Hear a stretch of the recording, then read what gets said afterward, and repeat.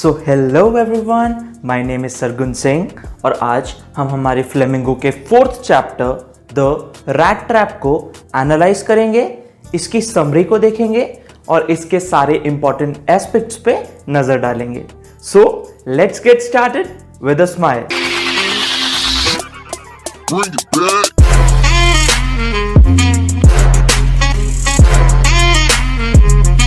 अब अगर हम इस चैप्टर की थीम के बारे में बात करें तो हम देखते हैं यहाँ पे एक बहुत प्रोमिनेंट थीम है कि कैसे ह्यूमन बीइंग्स ट्रैप पे फंस जाते हैं मटेरियल पोजेशंस की इस मटेरियलिस्टिक वर्ल्ड में, मतलब दुनियावी चीज़ों के ट्रैप में फंस जाते हैं।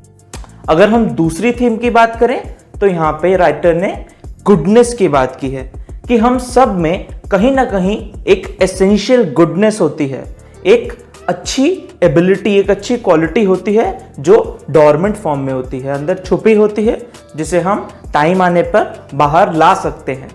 और अगर हम तीसरी थीम की बात करें तो यहाँ पर राइटर ने हमें बताया है कि लाइफ में अक्सर हमें रिडेम्पशन का मौका मिलता है, मतलब चीजों को इंप्रूव करने का, अपनी गलतियों को सुधारने का मौका मिलता है, जो कि हमें एनग्रैब कर लेना चाहिए। हमें खुद को इंट्रोस्पेक्ट करके उस गलती को समझकर उस पर काम करना चाहिए, उसे इंप्रूव करना चाहिए। Talking about the author of the story, इसे सेल्मा लॉगेलैफ ने लिखा है, जो कि एक स्वीडिश राइटर थी। उनकी राइटिंग्स को ऑल ओवर द वर्ल्ड काफ़ी सारी लैंग्वेजेस में ट्रांसलेट किया गया है। उनकी सारी स्टोरीज में एक थीम रन करती है कि हर ह्यूमन बीइंग की एसेंशियल गुडनेस को लव और अंडरस्टैंडिंग से जगाया जा सकता है, मतलब उस ह्यूमन में चेंज लाया जा सकता है। ये स्टोरी सेट है स्वीडन की आयरन माइंस में और ये समवॉट एक फेरी टेल मैनर में कही गई है। So let's start the story. ये स्टोरी एक फेरी टेल मैनर में वंस अपॉन अ टाइम से स्टार्ट करती है। ऑथर हमें बताती हैं कि एक मैन होता है जो वायर्ड रैट ट्रैप्स सेल करता है। वो ये रैट ट्रैप्स ऑड टाइम्स पे खुद ही बनाता है, बड़े फार्म्स से और स्टोर्स से सामान बैक करके, पर फिर भी उसका काम इतना अच्छा नहीं चल रहा होता है, तो उसे कभी कभी छोटी मोटी चोरी और बेगिंग पे रिजॉल्व करना पड़ता है, यानी कि उसे कभी कभी छोटी मोटी चोरी करनी पड़ती है और बेग करना पड़ता है। अब उसको डिस्क्राइब करते हुए ऑथर कहती हैं कि उसके कपड़े रैग्स में थे, उसके चीक्स संकन थे और उसकी आईज में हंगर ग्लीम करती थी। कोई भी इमेजिन नहीं कर सकता कि उस रैट ट्रैप सेल करने वाले की लाइफ कितनी मोनोटोनस, कितनी बोरिंग हो सकती है। वो अपनी खुद की मेडिटेशंस में चलता जाता है और इधर उधर घूमता जाता है। अब यहाँ पर ऑथर उसे एक वेगाबॉन्ड बुलाती हैं, यानी कि एक ऐसा पर्सन जो जगह जगह पे ट्रेवल करता जाता है खाने के लिए और कुछ काम के लिए। एक दिन अचानक ऐसे ही चलते चलते उसे एक बड़ी ही एंटरटेनिंग थॉट आती है। वो अपने रैट ट्रैप्स की तरफ देखता है और बोलता है कि ये पूरी दुनिया ही कहीं ना कहीं एक रैट ट्रैप है। इस दुनिया का इकलौता पर्पस है लोगों के लिए बेट्स सेट करना।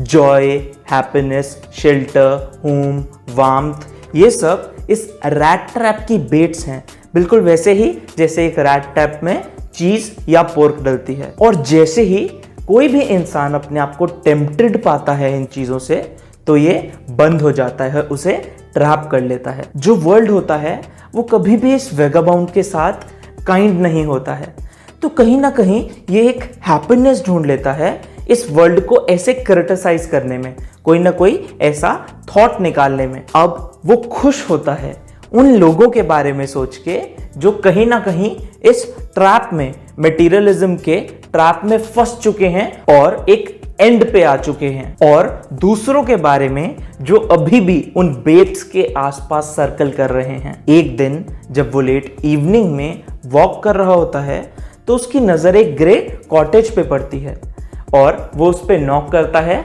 तो एक ओल्ड मैन निकल के आता है जो कि उसे विलिंगली शेल्टर प्रोवाइड करता है और खुश होता है कि कोई कंपेनियन मिल गया उसे। वो ओल्ड मैन पोरेज का पॉट सपर के लिए चढ़ा देता है और एक टोबैको रोल जो कि एनफ होता है उन दोनों के लिए बना देता है और साथ ही अपने प्लेइंग कार्ड्स का पैक निकाल लेता है। वो दोनों फिर मोजोलिस खेलते हैं बेड टाइम तक। वो ओल्ड मैन बहुत फ्रैंक होता है और अपने पोरेज और टोबैको की तरह अपने कॉन्फिडेंशियल इंफॉर्मेशन भी इस वैगाबाउंड से शेयर कर देता है। वो ओल्ड मैन वैगाबाउंड को बताता है कि वो अपने प्रॉस्परस टाइम में यानी कि अपनी यंग एज में क्रॉफ्टर था रैम्सजो आयरन वर्क्स में। ओल्ड मैन वैगाबाउंड को बताता है कि अब वो डे लेबर नहीं कर पाता, तो उसकी जो काऊ है वही उसके इनकम को सपोर्ट करती है और क्रीमी मिल्क देकर उसका घर चलाती है।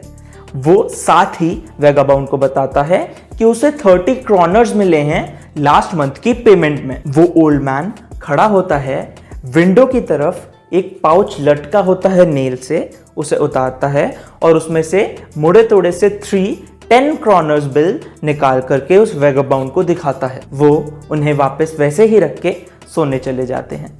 अगले दिन सुबह वो दोनों सुबह सुबह उठ जाते हैं और जो ओल्ड मैन होता है वो बहुत जल्दी में होता है अपनी काऊ को मिल्क करने के लिए और ये वैगाबाउंड सोचता है कि जब इस हाउस का हेड ही उठ गया तो मैं भी उठ जाता हूँ। वो दोनों एक साथ ही घर छोड़ देते हैं और जहाँ पे ओल्ड मैन अपनी काऊ के पास मिल्क करने जाता है, ये रैट ट्रैप वाला बंदा अपने खुद के रास्ते चला जाता है उस ओल्ड मैन को ग्रीट करके और थैंक्स बोल के। हाफ आवर लेटर कुछ अजीब सा होता है। ये वैगाबाउंड वापस उस हट के बाहर खड़ा होता है पर ये अंदर जाने की कोशिश नहीं करता। ये विंडो के पास जाकर केयरफुली उसके प्लेन को तोड़ता है और हाथ डालकर पाउच निकाल लेता है। वो उससे 10 क्रॉनर बिल्स निकालकर अपने पॉकेट में डाल लेता है और पाउच को एग्जैक्टली वापस वहां रख देता है। उस मनी के साथ वो आगे बढ़ता है तो वो खुद को बहुत स्मार्ट और प्लीज्ड फील करता है, पर वो सोचता है कि अब मैं पब्लिक हाईवे में नहीं चलूंगा, तो वो वुड्स की तरफ वाला रास्ता, जंगल वाला रास्ता ले लेता है। पहले कुछ घंटों में उसे बिल्कुल भी डिफिकल्टी नहीं होती है। अचानक कुछ आवर्स बाद उसे एकदम से सिचुएशन वर्स लगने लगती है क्योंकि वो फॉरेस्ट बहुत डेंस होता है और उसके लिए पाथ्स ट्विस्टिंग और टर्निंग होते जाते हैं और वो कंफ्यूज होता चला जाता है। वो उस फॉरेस्ट में चलता चला जाता है पर उसका कोई एंड नहीं आता।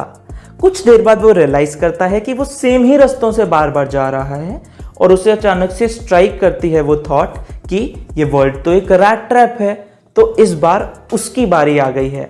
वो उस बेट के लालच में फंस गया है और अब पूरा फॉरेस्ट उसे एक प्रिजन की तरह लग रहा है जिसने उसे इम्प्रिजन कर लिया है, मतलब अपने अंदर फंसा लिया है। लेट दिसंबर का टाइम होता है तो डार्कनेस ऑलरेडी आ चुकी होती है।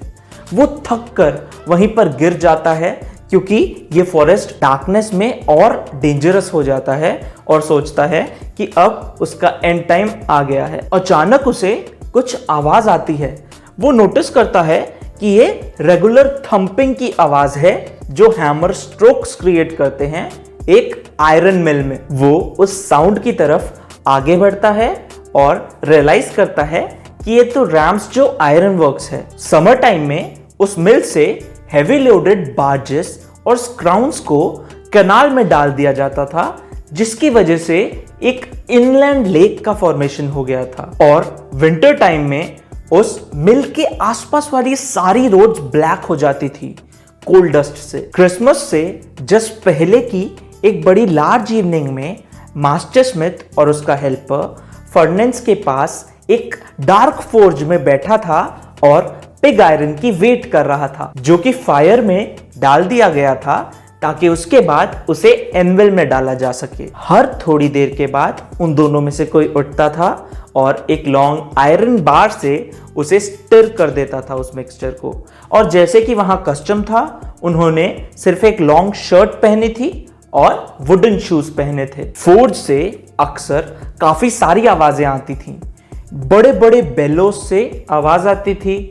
जो बर्निंग कोल था वो क्रैक होता था। जो कोल बॉय था वो कोल डाला करता था फर्नेंस में, उसकी भी आवाज आती थी। और बाहर से वाटरफॉल की आवाज आती थी और विंड की भी आवाज आती थी। उन्हीं आवाजों के कारण जो मास्टर स्मिथ था उसने नोटिस नहीं किया कि गेट खुला और कोई बंदा आके खड़ा हो गया। जब वो बिल्कुल सामने आके खड़ा हुआ तब उसने उसे नोटिस किया। वो समझ गया कि ये ऐसे ही कोई वेगाबाउंड है, क्योंकि अक्सर ऐसे लोग फर्नेस की लाइट और हीट से अट्रैक्ट होकर वहां आ जाया करते थे नाइट स्पेंड करने। ब्लैक स्मिथ्स ने उसे एक इनडेफिनिट लुक दी, क्योंकि वो बिल्कुल ही वैसा दिख रहा था जैसे कोई भी वेगाबाउंड दिखेगा, रैग्ड क्लोथ्स और अपने रैट ट्रैप्स को टांगे हुए। उसने वहां रहने की परमिशन मांगी और मास्टर स्मिथ ने नॉड कर दिया। उन दिनों रैम्स जो आयरन वर्क एक बहुत ही प्रोमिनेंट बिजनेसमैन ओन करता था। वो दिन रात वहां इंस्पेक्शन करने आता था और उसका एक ही पर्पस था कि उसे गुड क्वालिटी आयरन शिप से एक्सपोर्ट करना है। और तभी वो अपनी एक नाइट ड्यूटी पे नाइट इंस्पेक्शन करने वहां आ गया। उस आयरन मास्टर ने ब्लैक स्मिथ्स की तरह इस वेगाबाउंड को डर्टी लुक नहीं दिया, बल्कि वो उसके पास आया, अपनी हैट उतारी, उसको ध्यान से देखा और कहा, of course it's you Neil Olive. उस वेगाबाउंड ने, जिसने पहले कभी नहीं देखा होता उस रैम्स जो आयरन वर्क्स के आयरन मास्टर को, वो सोचता है कि क्यों ना मैं भी इसके साथ ओल्ड एक्विंटेंस वाली ही गेम प्ले करूं, कि अगर ये समझ रहा है कि मैं इसका जानकार हूं पुराना, तो मैं भी ऐसे ही शो करता हूं। तो उस वेगाबाउंड ने बोला कि things have not gone well in my life. Iron master ने कहा कि तुम्हें उस रेजिमेंट से रिजाइन नहीं करना चाहिए था, उसी के बाद से चीजें खराब हुई हैं। मैं अगर वहां होता तो तुम्हें ऐसा नहीं करने देता, पर कोई बात नहीं, चलो अब तुम मेरे साथ घर चलो। आयरन मास्टर के हाउस में जाना और एक ओल्ड एक्विंटेंस की तरह ट्रीट होना उस वेगाबाउंड को प्लेजेंट नहीं लगा। वेगाबाउंड उन 30 क्रॉनर बिल्स के बारे में सोच रहा था। उसे सिर्फ रात की स्लीप चाहिए थी और फिर अगली सुबह वो एकदम से गायब होना चाहता था उस पैसे को लेके। उसकी इस रिलक्टेंस को देखकर आयरन मास्टर को लगा कि ये घर आने से एम्बेरस हो रहा है। तो उसने कहा कि मेरे घर पे अब कोई नहीं है। उसकी वाइफ एलिजाबेथ की डेथ हो चुकी थी और उसके लड़के अब्रॉड में पढ़ रहे थे। उसके घर में सिर्फ उसकी एल्डेस्ट डॉटर है, जो कि वैसे ही परेशान हो रही थी कि क्रिसमस पे कोई नहीं है कंपनी देने के लिए।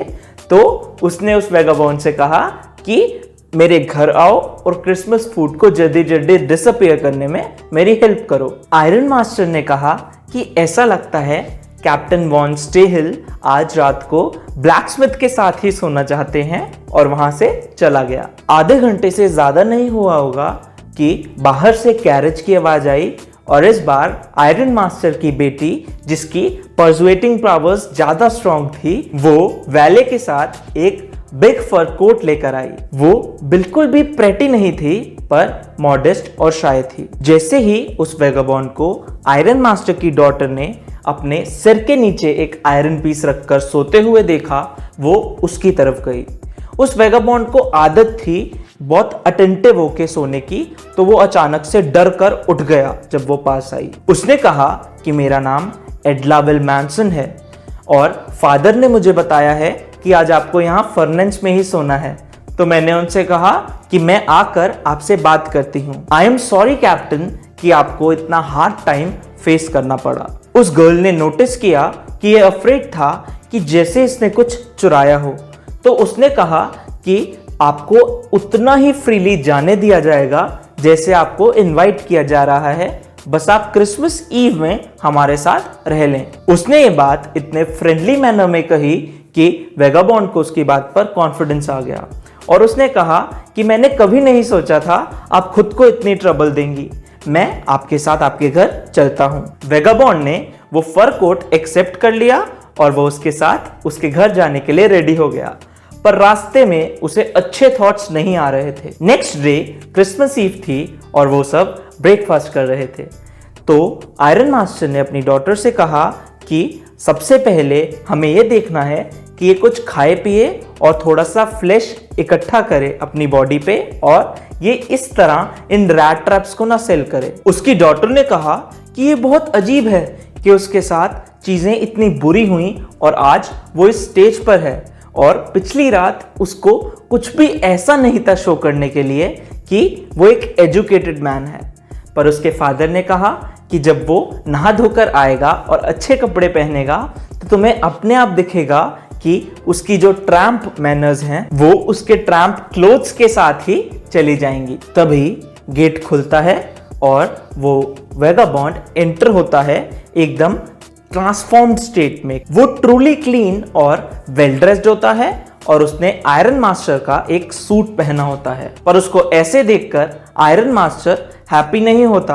वो एकदम समझ जाता है कि कल रात को मिल में फर्नांस की रोशनी में उसने मिसअंडरस्टूड कर लिया उसे। पर अब जब वो ब्रॉड डे लाइट में खड़ा है, आयरन मास्टर को पता है कि वो इसे नहीं जानता। आयरन मास्टर चिल्लाता है, व्हाट डज दिस मीन? और वेगाबॉन्ड बोलता है कि इसमें मेरी कोई गलती नहीं है। मैंने एक बार भी नहीं कहा कि मैं आपको जानता हूं और अब भी कुछ हार्म नहीं हुआ है। मैं अपने पुराने क्लोथ्स पहनकर यहां से चला जाता हूं। आयरन मास्टर डिसप्लीज्ड मैनर में कहता है कि शायद इस मैटर पे शेरिफ को कुछ कहना हो और इस बात से वो वेगाबॉन्ड गुस्सा होकर अपनी फिस्ट को जोर से टेबल पे मारकर कहता है कि mister iron master, this world is nothing but a rat trap. और वो उसे वही सारी बातें बताता है कि कैसे हम लोग फंस जाते हैं। आयरन मास्टर हंसने लगता है और कहता है कि ये काफी सही बात कही तुमने और हमें शेरिफ को क्रिसमस ईव पे अकेला ही छोड़ देना चाहिए। वो दरवाजा खोलकर जाने लगता है पर तभी आयरन मास्टर की डॉटर उसे रोक देती है और कहती है कि हमें इसे ऐसे नहीं जाने देना चाहिए। ऐसा वो इसलिए करती है क्योंकि उस सुबह वो काफी खुश होती है कि हम लोग इस गरीब बंदे की हेल्प करेंगे। वो बोलती है कि इस स्ट्रेंजर के बारे में सोचो, ये पूरे साल बस इधर से उधर घूमता रहता है और डर में रहता है कि इसे कोई पकड़ ना ले, कोई क्रॉस एग्जामिन ना कर ले। तो क्यों ना साल में एक दिन ये हमारे साथ यहाँ एंजॉय करे। आयरन मास्टर मुंह में कुछ बोलता है और कहता है कि तुम पार्सन से भी ज्यादा प्रीच करती हो, बस हमें इस चीज को रिग्रेट ना करना पड़े, बाद में पछताना ना पड़े। फिर उसकी डॉटर उस वेगाबॉन्ड को हाथ से पकड़कर खाना खिलाने बिठा देती है। रैम्स जो कि क्रिसमस ईव हर साल जैसे बीतती है वैसे ही बीत जाती है। वो वेगाबॉन्ड कोई भी ट्रबल नहीं क्रिएट करता क्योंकि वो पूरे दिन सोता है। आफ्टरनून से पहले वो सोफे पे सोता है, फिर आफ्टरनून में उन्हें क्रिसमस फेयर की सेलिब्रेशन के लिए बुला लिया जाता है और उसके बाद वो फिर से सोता है।